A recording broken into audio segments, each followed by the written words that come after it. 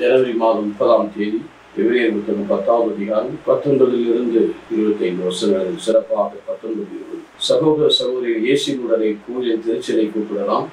திருச்சல் வழியாக தூயத்தினுடைய நமக்கு துணிவும் எண்ணில் அவர் ரத்தம் சிந்தி நமக்காக ஒரு புதிய வழியை திறந்து வைத்துள்ளார்.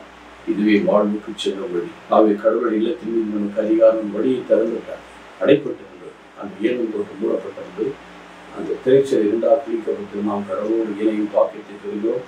ஆகவே நானே வழியும் நானே சத்தியும் நானே ஜீவனமாக இருக்கிறேன். யோவான் 14:6 சொன்னது போல நாம் உண்மையான வாழ்க்கை வாழ்ந்த ஆண்டவருக்கு நாம் இருக்க வேண்டும். ஏனென்றால் 23ஆம் வசனத்திலே நமக்கு வாக்களித்த நம்பிக்கைக்குரியவர். நாம் அவரோடு இணைய நமக்காக இயேசு தந்தையுடைய வலப்பக்கத்தில் நமக்காக பரந்து பேசி இருக்கிறார். காத்திருக்கிறதை வந்து அவர் நமக்கு மீட்பை தருவார்.